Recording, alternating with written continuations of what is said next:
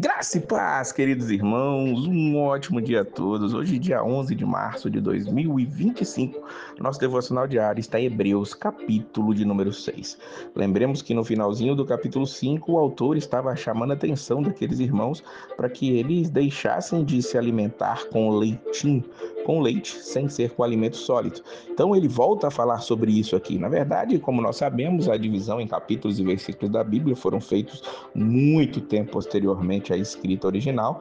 Então, o autor está seguindo uma linha de pensamento, uma sequência. Então, ele está dizendo: deixem os rudimentos da doutrina de Cristo e prossigamos a perfeição. Não lancemos de novo o fundamento de arrependimento de obras mortas, fé em Deus, doutrina dos batismos, imposição de mãos, ressurreição dos mortos e do juízo eterno. Ele está falando que essas doutrinas especiais, doutrinas fundamentais ao evangelho, ao cristianismo, são rudimentos, são as primeiras coisas que nós devemos aprender sobre o batismo, ressurreição, o juízo eterno, a imposição de mãos, o arrependimento de obras mortas, a fé em Deus. Tudo isso é importantíssimo, mas é uma base. Nós precisamos avançar, precisamos crescer em relação a isso. Tanto que ele vai dizer a partir do versículo 4 que aqueles que foram iluminados, que provaram do dom celestial, se tornaram participantes do Espírito Santo, provaram da boa palavra de Deus e das virtudes do século futuro, esses que uma vez provaram tudo isso e recaíram, é impossível que eles voltem, é impossível que eles sejam renovados para arrependimento,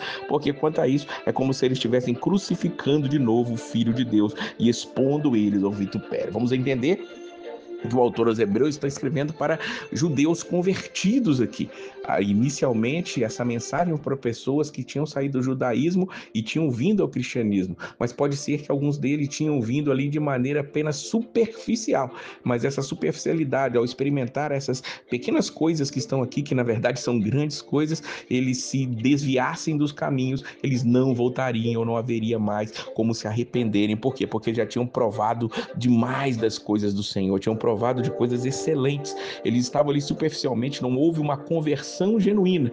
É como aqueles que Jesus vai repreender lá no livro de Mateus, que disseram para ele que tinham expulsado demônios, feito milagres, mas eles não tinham se convertido realmente. E Jesus disse simplesmente: nunca vos conheci. É a mesma coisa que está dizendo aqui. Estes, eles não têm salvação. Eles estão ali, aqueles se desviaram, se eles não se aprofundaram naquilo que tinham, eles caíram da fé e ali eles não podiam mais ser restaurados. É o que o autor aos Hebreus está dizendo aqui. Mas o autor não esperava isso daqueles irmãos. Ele estava dizendo aqui no versículo 9: mas de vós, ó amados, esperamos coisas melhores e coisas que acompanham a salvação, ainda que assim falamos. Ele estava ali dizendo, alertando aqueles irmãos, mas ele confiava que eles estavam ali crescendo, expandindo, que eles estavam avançando. Tanto que ele dá aqui uma palavra aqui de ânimo àqueles irmãos: porque Deus não é injusto para se esquecer da vossa obra e do trabalho do amor que para com o seu nome mostraste, enquanto servistes aos santos e ainda servis, diz o versículo de número 10.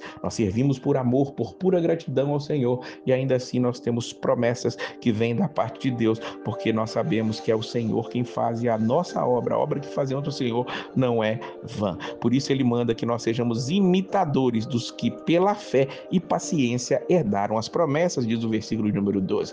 E por falar de fé, ele não podia deixar de falar de Abraão. Abraão é citado aqui no versículo de número 13 e diz para ele no versículo 15 que ele esperou com paciência e alcançou a promessa. E qual foi a promessa? Abençoando-te, abençoarei, multiplicando-te, multiplicarei. A história de Abraão é contada no livro de Gênesis, onde Deus faz uma promessa para ele de que ele saísse da sua terra, da sua parentela, e ele abençoaria a sua descendência. Mas a esposa de Abraão, ela era estéril, e Abraão esperou muito. Foram 25 anos de espera até o cumprimento da promessa, mas ele não arredou o pé no sentido daquilo que Deus tinha dito para ele, e ele se manteve paciente e alcançou a promessa. E aí Deus vai querer mostrar mais abundantemente a imutabilidade do seu conselho aos herdeiros da promessa, ou seja, aqueles que são descendentes de Abraão são aqueles que são descendentes pela fé, como Paulo vai explicar em algum lugar para nós. E aqui no versículo 17, Deus ele quer mostrar a imutabilidade disso através da fé que ele tem dado para nós. A promessa é uma certeza, a esperança da promessa, nós podemos saber que Deus a vai cumprir. E o que é essa esperança? O que é essa fé para conosco? Versículos 19 e 20 vão dizer: temos como âncora da alma, segura, firme, que penetra até o interior do véu, onde Jesus, nosso precursor, entrou por nós, feito eternamente sumo sacerdote.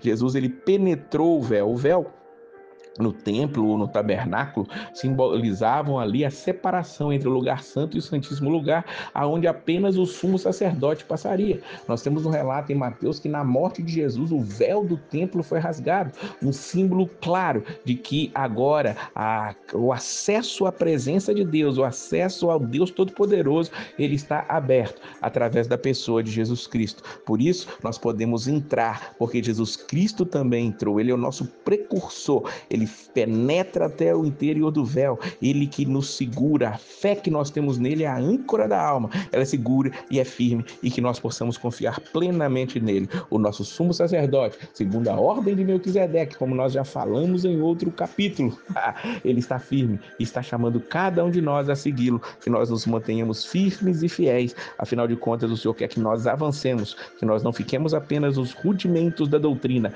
mas que tudo aquilo que Deus tem para nós possa ser absorvido da melhor maneira. Não esqueça de comentar, de compartilhar. Se você ainda não é inscrito, se inscrever para que nós possamos levar essa palavra adiante. Deus abençoe a sua vida e a paz